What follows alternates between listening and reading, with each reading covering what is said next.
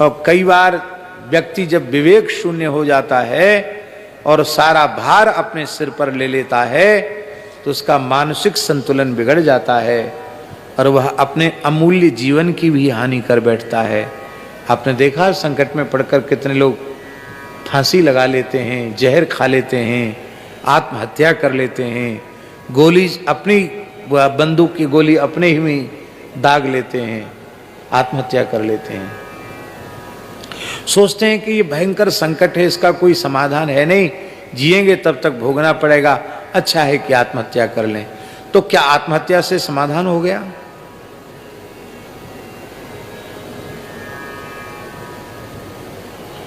आत्महत्या से समाधान नहीं हुआ,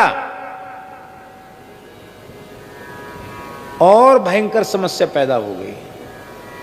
आत्महत्यारे की सदगति नहीं होती, 1000 वर्ष के लिए प्रेत की योनि मिलती उसको, शास्त्रों में लिखा है, गरुड़ पुराण में कई जगह है।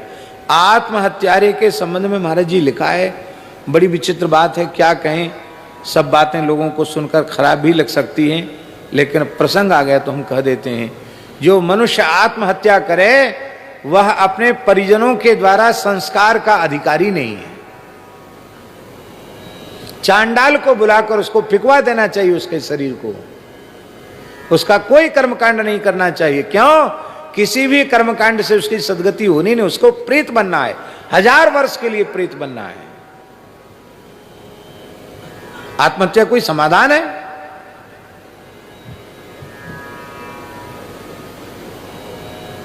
तब हम निर्भर कैसे हो? सबसे उत्तम उपाय तो यह है कि ईमानदारी से भगवान के शरणागत हो जाओ। शरणागति ही जीव को निर्भर बना सकती है। हरिम जगाम शरणम उत्पातागम शंकिता, भगवान की शरण हो जाओ।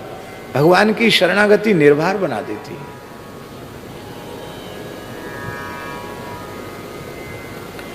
मान लो किसी में शरणागति का भाव दृढ़ न हो सके,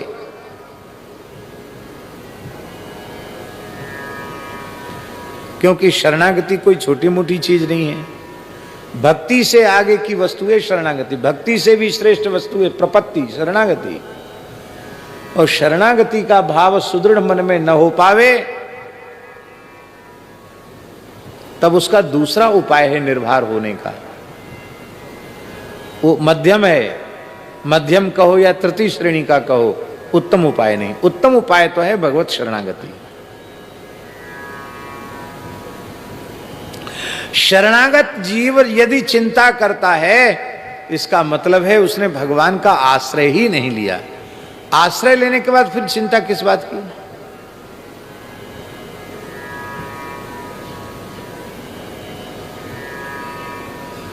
दूसरा उपाय क्या है सामान्य जीवों के लिए? काल कर्म विधि सिर धरी खोरी, ये दूसरा उपाय। अपनी खोपड़ी से भार हल्का कर दो, किसी की खोपड़ी पे रख दो। किसकी खोपड़ी पे रखें? बोले काल, क्या करें, समय ऐसा है, समय के कारण ऐसा हो गया, सब समय के फेर से होता है। काल बड़ा बलवान है, कालो ही दुर्तिक्रमः। तो अपना भार तो कम हुआ कि नहीं हुआ? दूसरा है कर्म। यह महाराज जी ज्ञान पूर्वक उपाय है। काल का चिंतन ये ज्ञान पूर्वक उपाय है। कर्म का चिंतन कि जो कुछ भी सुख दुख हमें प्राप्त हुआ है वो हमारे पूर्वकृत कर्मों का ही परिणाम है। क्योंकि वर्तमान शरीर से हमें प्रारब्ध कर्म भोगने के लिए मिले हैं, प्रारब्ध के अधीन ही ये शरीर मिला है। प्रारब्ध का निर्माण कहां से हुआ? संचित से एक अंश आया इस वर्तमान जीवन में भोगने के लिए, उसका नाम प्रारब्ध है और उसी को कहते कर्म।